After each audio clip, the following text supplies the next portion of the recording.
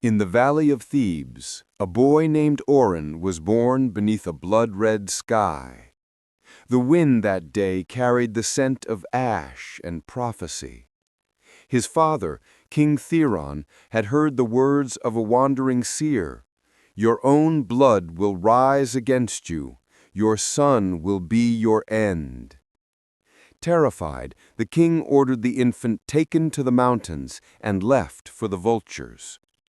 But fate is a patient architect. A shepherd found the crying child, and pitying him, carried the boy to the distant city of Coron. There Oren grew among strangers, strong of limb and quick of mind, haunted only by dreams of a faceless man calling his name.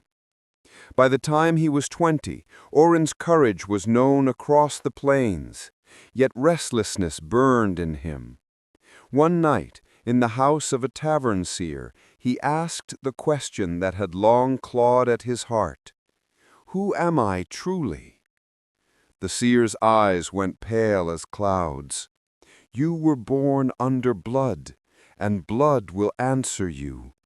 Beware the road that leads to your father, and the bed that waits with your mother." Oren left her trembling, vowing never to return to Coron. He took the northern road, unaware it wound straight toward Thebes.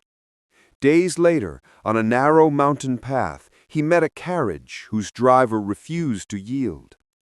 Harsh words turned to blows.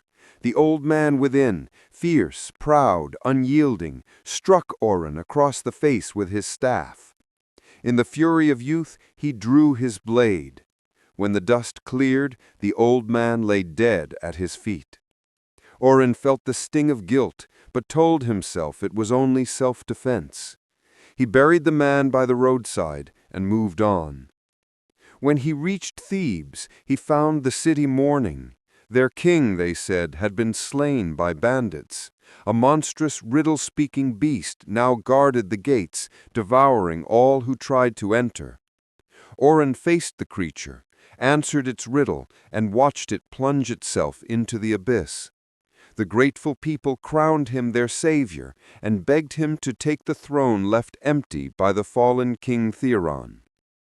At his side they placed Queen Lira, the widowed queen, graceful, kind, her eyes deep with sorrow. In her she saw both comfort and a strange familiarity, as if some old dream had stepped into daylight. Love, quick and forbidden, grew between them. They married under the same blood-red sky that had once watched his birth. Years later, a plague struck Thebes. Desperate, Oren sought the truth in the temple of the gods. The oracle's voice echoed from the dark. "The killer of the king dwells within your house. You, Oren, are both son and murderer, husband and child." The truth fell upon him like fire.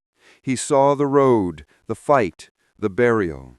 He saw Lyra's face, his mother's face, and knew the circle had closed. When dawn came, Thebes awoke to silence.